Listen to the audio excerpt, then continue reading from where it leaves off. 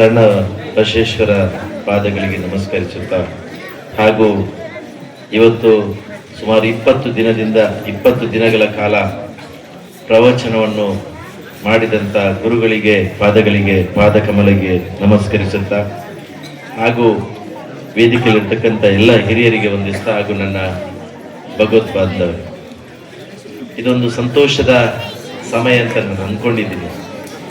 ನಮ್ಮ ಊರಲ್ಲಿ ಇಂಥ ಕಾರ್ಯಕ್ರಮಗಳು ನಡೆಯುವುದಿಲ್ಲ, ಬೇರೆ ಬೇರೆ ಕಾರ್ಯಕ್ರಮಗಳು ನಡೀತವೆ.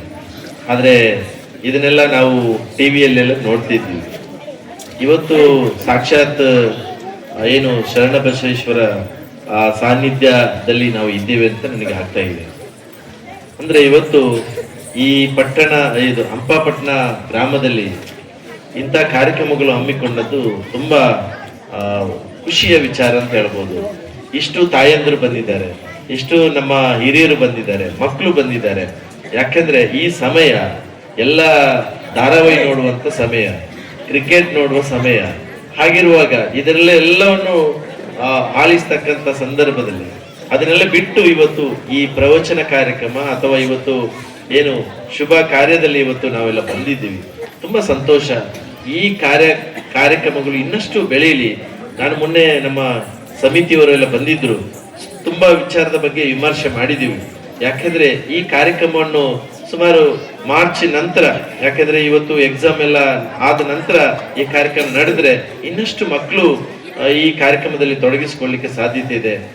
ನಮ್ಮ ಶರಣ ಬಸವೇಶ್ವರ ತತ್ವ ಆದರ್ಶಗಳನ್ನು ನಾವು ಬೆಳೆಸಿಕೊಂಡು ಒಂದು ಆದರ್ಶವಾದಂಥ ವ್ಯಕ್ತಿಗಳಾಗಿ, ಸಮಾಜಕ್ಕೆ ಒಂದು ಒಳ್ಳೆಯ ವ್ಯಕ್ತಿಗಳಾಗಿ ನಾವು ಮೂಡಿ ಬರಬೇಕು.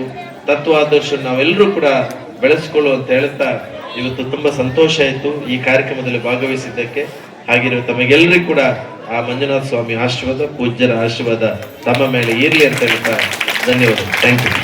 ಹಾಗೂ ಈ ವೇದಿಕೆ ಮೇಲೆ ಹಾಸನಾಗಿರ್ತಕ್ಕಂಥ ಎಲ್ಲ ಗಣ್ಯಾತಿ ಗಣ್ಯಗಳಿಗೂ ಸ್ವಾಮಿಯರಿಗೂ ನಮಸ್ಕರಿಸುತ್ತಾ ಹಾಗೂ ಊರಿನ ಎಲ್ಲ ಹಿರಿಯರಿಗೂ ಹಾಗೂ ನಮ್ಮ ಅಕ್ಕ ತಂಗಿಯರಿಗೆ ಎಲ್ಲರಿಗೂ ನಮಸ್ಕರಿಸುತ್ತಾ, ಈ ವೇದಿಕೆ ಏನೈತಲ್ಲ, ಇಲ್ಲಿ ಆಂಜನೇಯನ ವೇದಿಕೆ ಏನೈತಲ್ಲ, ಇದು ಒಂದು ಶಕ್ತಿಯುತವಾಗಿರ್ತಕ್ಕಂಥ ಒಂದು ವೇದಿಕೆ.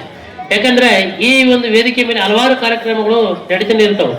ಯಾಕಂದ್ರೆ ಇಲ್ಲಿ ಒಂದು ಈಗ ಈ ಒಂದು 15 ದಿನಗಳ ಕೆಳಗೆ ಶುರುವಾದ ದಿವಸ ಒಂದು ನಾಟಕ ಆಯ್ತು, ಮತ್ತೆ ಅದಾದ್ಮೇಲೆ ಈಗ ಇದಾಯ್ತು, ಮತ್ತೆ ಮಕ್ಕಳಿಗೆ ಯಾವುದೇ ಒಂದು ಸನ್ಮಾನ ಮಾಡುವಂತ ಕಾರ್ಯಕ್ರಮಗಳು ಇಲ್ಲಿ ನಡೀತಾ ಇರ್ತವು.